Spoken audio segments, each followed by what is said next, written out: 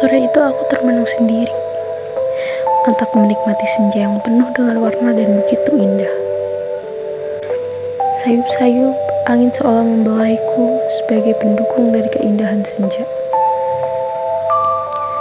Kurasakan hal sejuk hingga masuk ke dalam hatiku. Aku merasakan suasana yang belum pernah aku rasakan sebelumnya.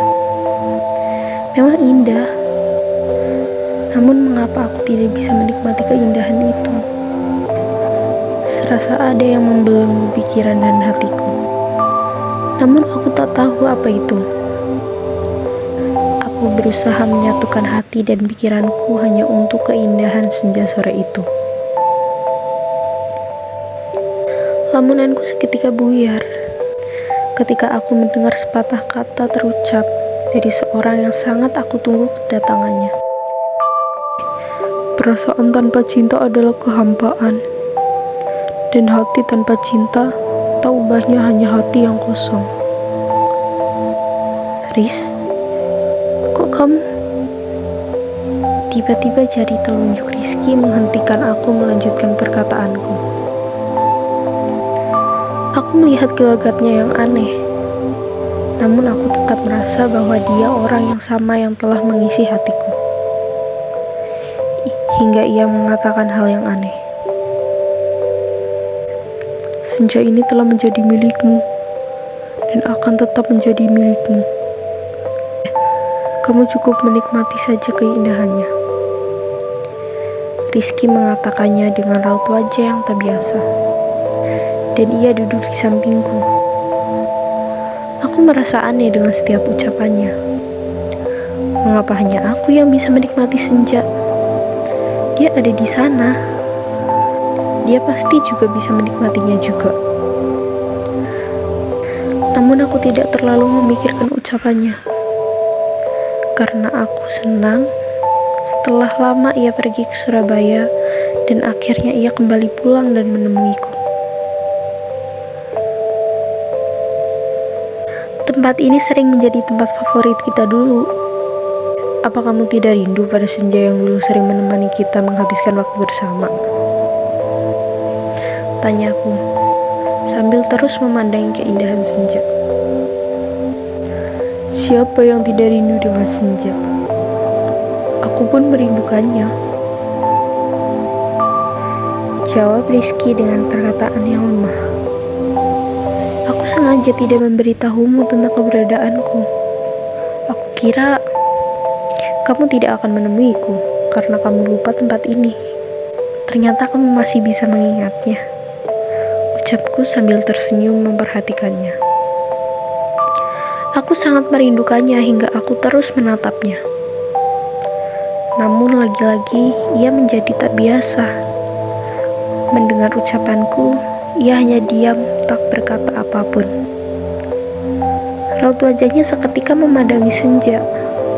Tidak biasa, tidak sama seperti yang pernah aku lihat ketika aku sama menikmati senja dengannya. Riz, aku memanggilnya lirih. Namun seolah ia tak mendengarku. Ia menatap dengan tatapan kosong keindahan senja. Aku merasa semakin aneh. Hingga senja perlahan telah menghilang. Ayo Riz, kita pulang. Senja milikmu telah pergi. Buat apa kita di sini?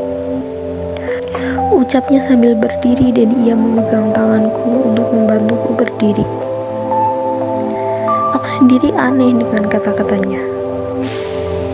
Ia yang biasanya mengatakan senja ini milik kita, mengapa sekarang hanya milikku?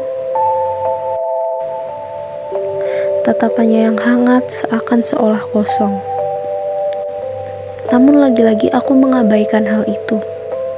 Karena aku sudah terlanjur senang melihatnya kembali dan menemuiku.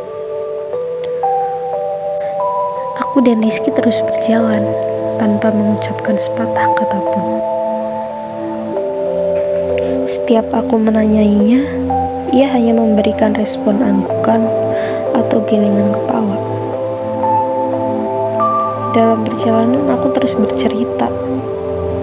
namun tak sedikit pun ku dengar respon darinya.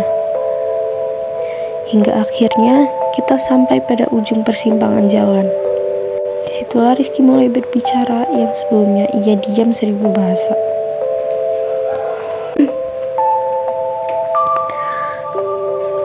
Cukuplah sampai di sini, aku mengantarmu. Nanti kita akan bertemu lagi jam 8 di rumahku.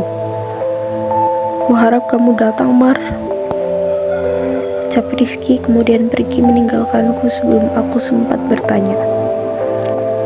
Mengapa harus nanti jam 8? Mengapa di rumahnya? Mengapa sikapmu berbeda? Ketika aku sibuk memikirkan Rizky, aku tidak menyadari keberadaan Mayang, sahabatku yang sedari tadi berdiri di sampingku. Hai, kamu pulang bareng Rizky? Tanyaku merasa senang karena sahabatku telah kembali. Ayo langsung ke rumah Rizky, Mar. Katanya padaku tanpa menjawab pertanyaanku sebelumnya. Aku pun merasa kaget. Seingatku aku dan Rizky berjanjian pukul 8. Dan ini masih belum ada pukul 8. Seketika aku melihat arloji yang ada di tanganku. Betapa kagetnya aku. Ternyata arlojiku menunjukkan sekarang pukul 8 tepat. Aku merasa aneh. Tapi aku tidak memperdulikannya. Aku berpikir mungkin aku sudah terlalu lama berbicara dengan Mayang. Hingga tak kurasa jam menunjukkan pukul 8. Itu asumsiku. Aku pun berangkat dengan Mayang melewati jalan menuju rumah Rizky.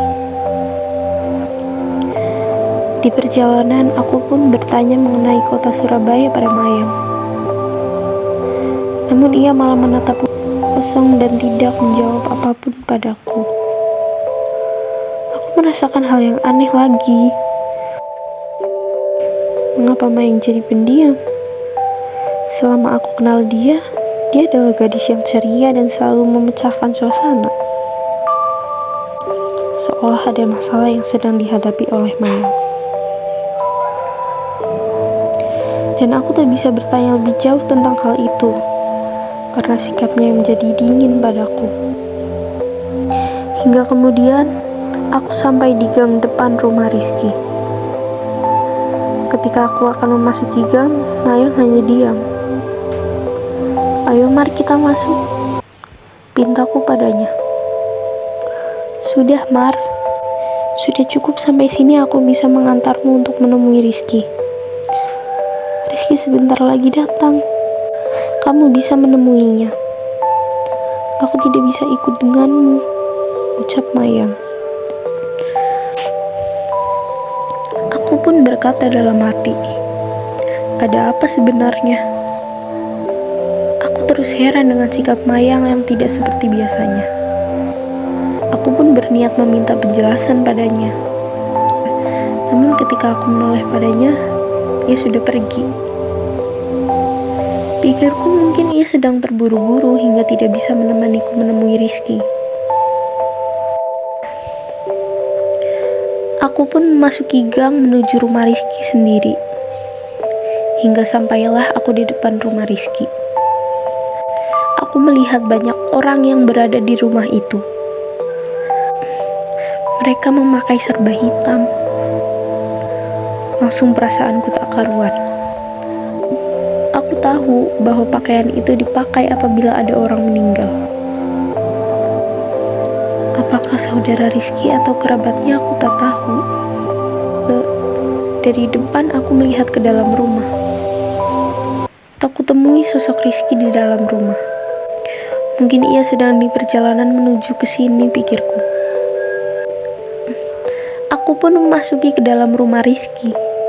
Dan kutemui ibu Rizky menangis jadi-jadinya sambil memelukku. Aku tak tahu apa yang terjadi. Aku hanya menenangkan ibunya Rizky agar tak menangis. Mar, Rizky sudah meninggal, ucap ibu Rizky. Seketika tubuhku kaku dan aku tak bisa mengendalikan emosiku. Enggak, Bu. Ibu bilang apa? Rizky sore tadi baru menemuiku, Bu. Ini gak mungkin, Bu. Aku baru saja bertemu dengannya. Kemarin ia sama Mayang baru datang dari Surabaya dan berniat untuk menemuimu. Dan di perjalanan, mereka kecelakaan. Sekarang ambulan yang membawa Rizky sedang menuju kemari. Jelas ayah Rizky. Aku tetap diliputi perasaan tidak percaya. Ayah, mereka baru menemuiku. Aku tahu bahwa itu mereka ya. Kalau benar mereka tiada, siapa yang baru saja menemuiku? Aku tidak bisa menahan derita yang besar seperti ini. Hingga aku merasa semua pandanganku menjadi gelap. Dan aku pun tak sadarkan diri.